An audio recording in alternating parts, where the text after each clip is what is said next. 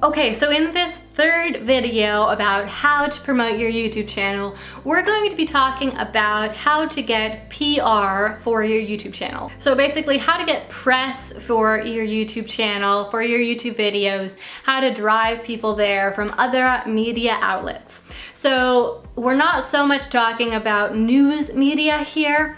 That certainly is a possibility, but it's typically much easier to get on blogs and on podcasts that have decent size listenerships or readerships and get exposure that way. Now, if you just try to pitch your YouTube channel to these blogs or podcasts, you're not probably going to get great results. You probably won't even get a response from the person who you emailed. So the best way, the easiest way, I don't know if this is an easy way exactly, but the most effective way to actually get exposure on these platforms is to be something worth talking about. Now you are amazing and you are certainly worth talking about and worth knowing, but so is everyone else, right? And so simply being yourself is not quite enough to garner the exposure that you would like to get and the attention that you would like to get on these platforms. And so what I mean by be something worth talking about is to do something or be something that is beneficial to the audience that you're trying to reach out to the audience that you're trying to reach, and to be something notable. So it could mean that you brand yourself as an expert in a certain field. So you're an Instagram expert, or you are a health expert in some capacity. Maybe you're like a cardio fitness expert. Maybe you're a weight loss expert. Okay, maybe you're a vegan cooking expert. Okay, that is one way to be something exceptional. Now, you can't simply name yourself that, of course. That would not work typically, but you can do things to become that. You can research lots and lots, and then you can share your research with people. You can write blog posts about it. You can create videos about your findings and what you're learning, and that will help to brand you as that expert. Okay, the other way that you can be something worth talking about is to achieve goals related to the audience that you want to achieve. So, for example, if you want to reach an audience that is interested in pet training, then you could do something related to pet training that is amazing, okay? Now, it doesn't actually normally take that much extra effort to do something amazing.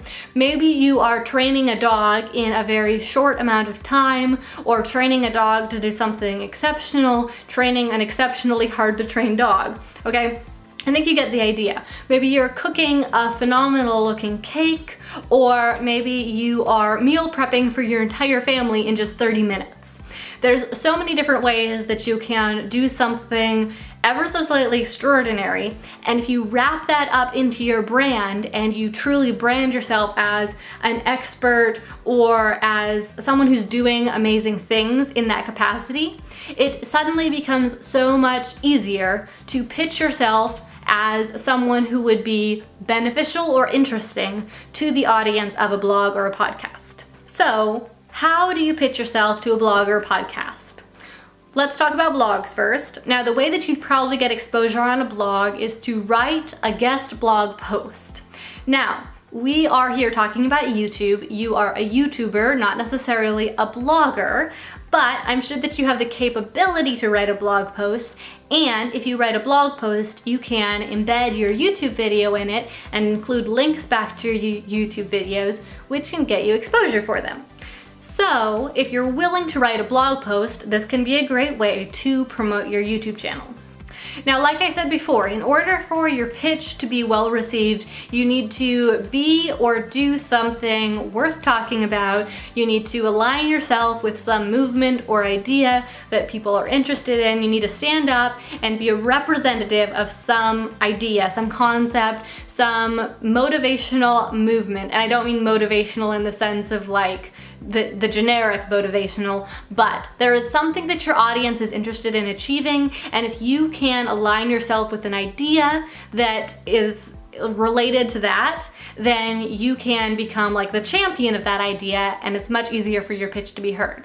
So once you have done that and you've done some initial branding work on your channel to say I'm an expert in this, or I'm championing this movement, something like that, then you can email bloggers who have significant audiences, okay? Now I would recommend that you go for mid-size blogs, so not extremely successful popular blogs, because when your channel is small, it would be very hard to compete there, but also not tiny blogs that nobody's ever heard of that have no readers, because that's not worth your time. So go for those small to mid-size type blogs.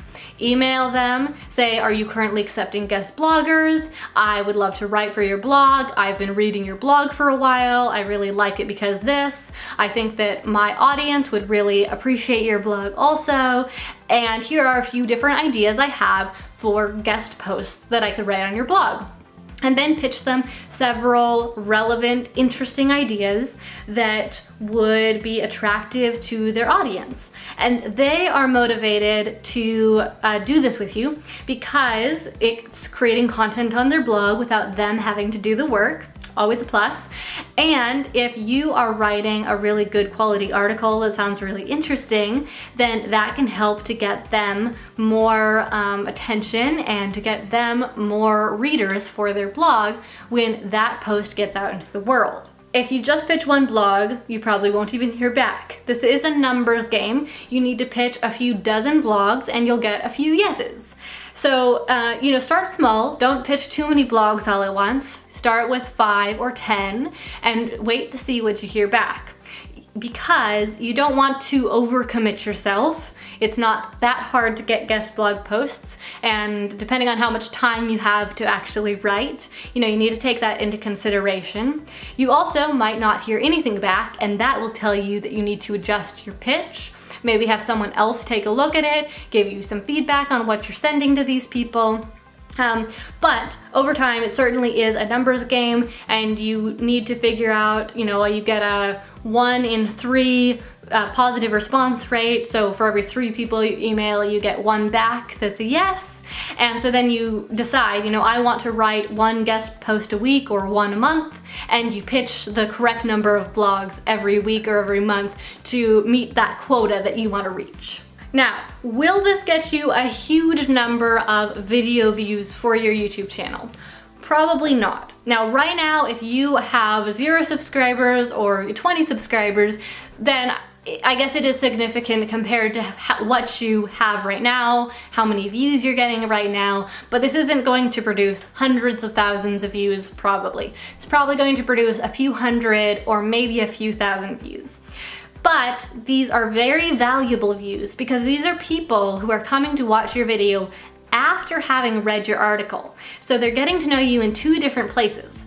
First, they're reading something you wrote, and then they are choosing to find out even more about you, to consume even more of your content, and they're coming and watching your video and getting to know you even more. So they are much more likely to subscribe than the average random viewer who found you on YouTube. So this will help to grow your subscribers more quickly, and once that person subscribes, they will then watch some of your videos in the future.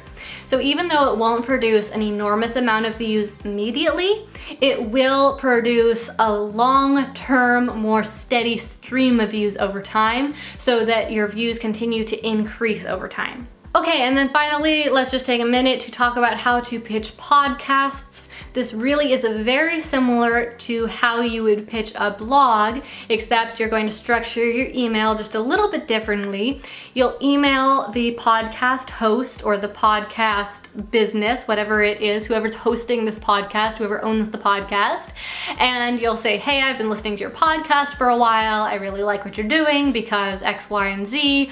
I am an expert in such and such, or I have, been doing this work in this field, or I help such and such a type of person do such and such. So you'll explain what your value in the world is, and then you'll say, And I would love to come on your show and share with your audience about how to achieve such and such, or how I was able to do such and such, or how they can. So you're telling them what kind of value, what kind of results you can help get their audience.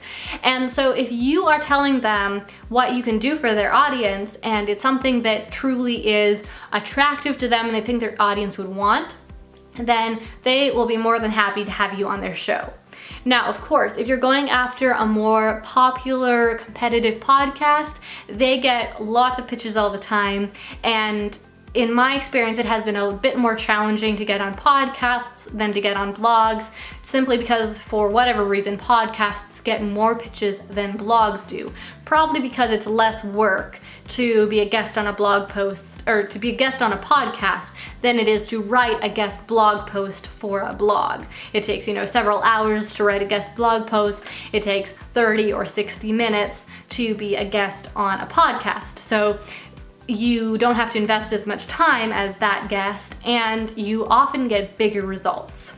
So you go on the show, once you get accepted, again, it's gonna be a numbers game. You're just gonna have to pitch a certain number in order to get a certain number of yeses, but you should always be refining your pitch so that you get better and better results. And also, as your YouTube channel grows, you'll get more and more credibility, and you'll get more and more yeses simply because of that.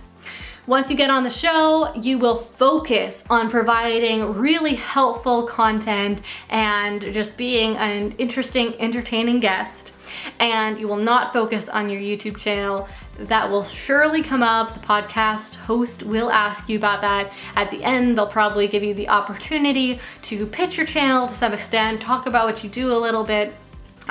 Just don't try to go on there and be about yourself or about your YouTube channel. That's not going to get you the best results in terms of promoting your channel. Okay, so that basically summarizes how to get press for your YouTube channel.